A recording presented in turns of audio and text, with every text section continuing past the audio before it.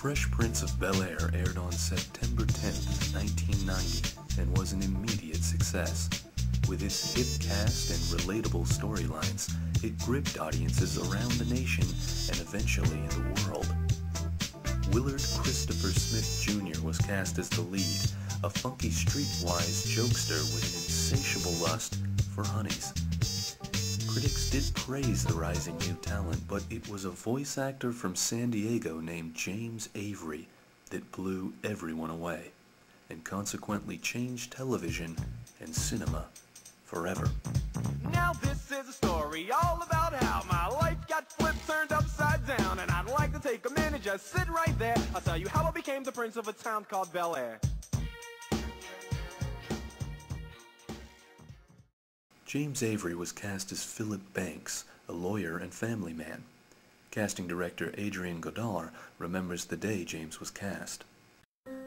James come into the office, I asked him to read. F was just very G-H-I-J spontaneous. Subtleties, nuance, I cast him immediately. Viewers everywhere tuned in to see the man critics were calling the next Peter O'Toole, and who eventually began to be called the current Peter O'Toole. No one could believe the transformation. TV Guide called Avery a chameleon at the forefront of Academy recognition. James Avery became the it man of the 90s. I was never distracted by all the attention. I had a job to do. I would go in, do the job, and get out.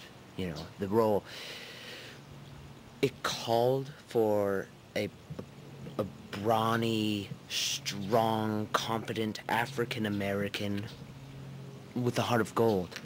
I would say it took me about 7 months of just viewing and reviewing a scene from Not Without My Daughter. There was this man in the background who I would study meticulously. And it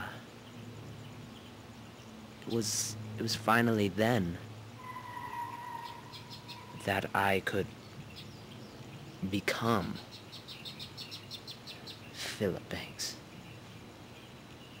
In May of 1994, during its 4th season, The Fresh Prince of Bel-Air showcased one of the most powerful, visceral performances television had ever offered, when Will's father backs out of a summer trip, leaving Uncle Phil with the unfortunate responsibility of raising Will.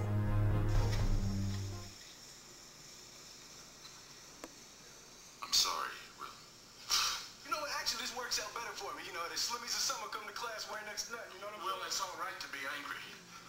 I remember when I received the breakdowns for the episode, thinking that this was going to be a very difficult task for Will. So I invited him for a 3-month intensive workout in my Adobe hut in Rosa St. Cruz, and just kind of a way for us to get to know each other better, but to really tap into those emotions and draw them out of Will, because, you know, he's got these broad shoulders. The show aired its final episode in 1996. Most of the cast took the Hollywood bait and went on to films and summer action blockbusters. Others went on to politics.